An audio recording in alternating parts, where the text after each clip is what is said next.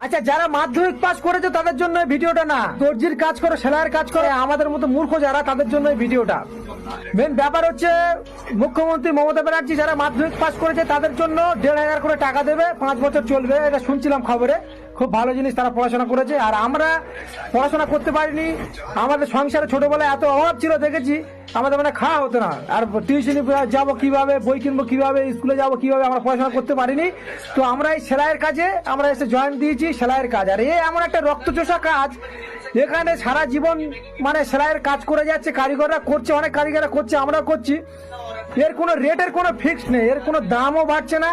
একই মাল, যে মাল সেলাই করছি 20 টাকা, তার পরের বছরে সেই মাল হয়ে যাচ্ছে 15 টাকা। কেন না, মার্কেট ভালো না, এ না সে না।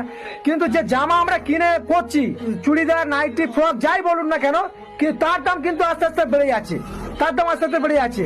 500 টাকা জামা, 600 টাকা প্যান্ট, 1000 টাকা জামা, ওখানে সব ঠিক আছে। কিন্তু সেলাই কাজের যে রেট, যে দর্জিদের যে রেট, এটা তো কোনোদিন বাড়বে না। এর বলারও কোনো লোক নেই, কেন আমাদের সামনে কোনো মিডিয়া আসে না, কোনো সরকারের নিয়ে কোনো কথা বলে না। যারা দর্জির কাজ করে কেউ দেখে না যে এটা সেলাইয়ের কাজ, যারা মানে ভূমিকা রেখেছে। আমরা যদি সেলাইয়ের কাজ যদি না করতাম, দর্জিরা এসব বড় বড় ভদ্রলোক, এসব নেতা খেতারা সব ন্যাংটে ঘুরতো। যদি সেলাই কাজে যদি কোনো ইউনিয়ন থাকতো যে এই সেলাইয়ের কাজ আজ থেকে বন্ধ, 1 মাস সেলাইয়ের কাজ হবে না, 2 মাস সেলাইয়ের কাজ হবে না, তাহলে রেট বাড়তে বলার কেউ নেই।